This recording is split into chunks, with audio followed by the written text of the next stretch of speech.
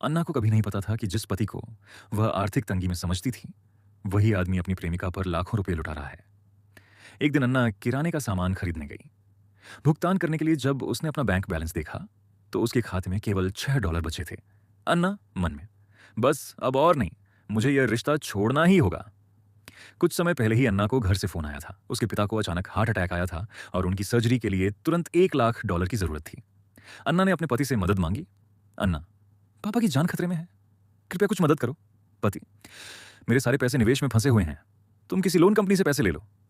इतना कहकर उसने एक लोन कंपनी का नंबर थमा दिया। जब अन्ना लोन ऑफिस पहुंची, तो अधिकारी की बात सुनकर उसका दिल टूट गया।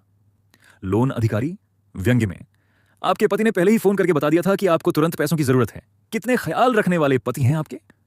उसी पल अन्ना को अपने पति की असलियत समझ आ गई। लेकिन दर्द यहीं खत्म नहीं हुआ। एक दिन उसने अपनी आंखों से देखा कि उसका पति अपनी मां को अंटार्कटिका की लग्जरी यात्रा पर भेजने के लिए $2 लाख खर्च कर रहा था, जबकि उसके पिता अस्पताल में जिंदगी और मौत से लड़ रहे थे। घर लौटकर उसने देखा कि उसका पति वीडियो गेम खेलने में व्यस्त था। उसे उसके पिता की हालत से कोई फर्क नहीं पड़ रहा था। टूटता सब्र उसी समय उसकी सास छुट्टियों से वापस लौटी।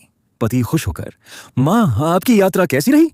सास ने गर्व से एक कीमती जेड पत्थर दिखाया। सास, यह पत्थर लाखों का है। पति ने मुस्कुराते हुए कहा, पति, आप खुश हैं? बस मेरे लिए यही सबसे महत्वपूर्ण है। यह शब्द सुनकर अन्ना का दिल छलनी हो गया। लेकिन सास यहीं नहीं रुकी। सास, फर्स्ट क्लास भी कोई खास आरामदायक नहीं था। इतनी लंबी फ्लाइट में मेरी पीठ अकड़ गई। तभी दरवाजे पर एक डिलीवरी आई।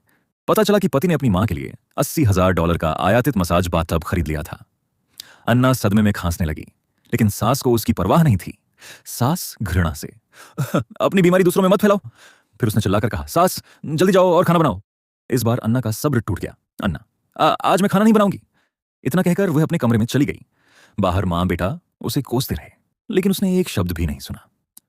नई शुरुआत कमरे का दरवाजा बंद करते ही अन्ना ने अपना सामान पैक करना शुरू कर दिया। तभी उसकी नजर एक पुराने पुरस्कार प्रमाण पत्र पर पड़ी।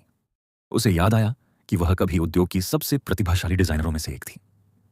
लेकिन अब वह अपने पैसों से पति का खर्च चला रही थी, घर का हर काम कर रही थी और एक नौकरानी की तरह जिंदगी जी रही थी। अन्ना ने अपनी शादी की तस्वीरों को आग में झोंक दिया। जलती हुई तस्वीरों को देखते हुए ऐसा लगा जैसे वह अपने कमजोर अतीत को हमेशा के लिए अलविदा कह रही हो। उसी रात उसने घर से जुड़े सभी बिल और भुगतान बंद कर दिए। अब वह मां बेटे की गुलाम बनकर नहीं रहना चाहती थी।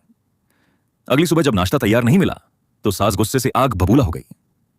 सास, अन्ना कहां गई? पति ने तुरंत फोन किया, लेकिन उसका नंबर ब्लॉक था। दोनों ने सोचा कि वह हमेशा की तरह नाराज होकर गई है और थोड़ी देर में लौट आएगी। उन्हें नहीं पता था कि इस बार सब कुछ बदल चुका था। 2 घंटे बाद भी अन्ना वापस नहीं लौटी, क्योंकि वह अब लंदन पहुंच चुकी थी। वह अपने पुराने बॉस से मिली और अपने करियर में वापसी का फैसला किया। धीरे धीरे उसने फिर से सफलता हासिल की और कंपनी को नई ऊंचाइयों पर पहुंचा दिया। दूसरी ओर उसका पति कंपनी में अकेला रह गया। एक दिन उसका सहायक दौड़ता हुआ आया। सहायक, सर, क्या आपने वह कॉन्ट्रैक्ट तैयार कर लिया? निवेशक हस्ताक्षर का इंतजार कर रहे हैं। ये सारे काम हमेशा अन्ना संभालती थी। पति को कुछ पता ही नहीं था। पति, नहीं, मैं साइन नहीं करूंगा। सहायक हैरान रह गया। सहायक, सर, ये $10 बिलियन का निवेश है। पति, क्या? सहायक, अगर यह डील हो गई तो कंपनी को तुरंत $3 बिलियन की फंडिंग मिलेगी, लेकिन डील टूट गई तो कंपनी दिवालिया हो सकती है। $10 बिलियन सुनते ही पति की आंखें चमक उठीं। उसने तुरंत निवेशकों से मिलने का फैसला किया। लेकिन जैसे ही मुलाकात हुई, निवेशक ने पहला सवाल पूछा। निवेशक, अन्ना कहां है? पति चौंक गया। उसे खुद नहीं पता था कि उसकी पत्नी कहां है। पति झूठ बोलते हुए, वह अस्पताल में अपने बीमार पिता की देखभाल कर रही है। उसने कॉन्ट्रैक्ट आगे बढ़ाया। पति, मैं आज हस्ताक्षर करने आया हूं। लेकिन निवेशक ने शांत स्वर में कहा, निवेशक, मैं केवल अन्ना के साथ ही कॉन्ट्रैक्ट साइन करता हूं। उस पल पहली बार उसे एहसास हुआ कि अन्ना उसके जीवन और कंपनी दोनों के लिए कितनी महत्वपूर्ण थी।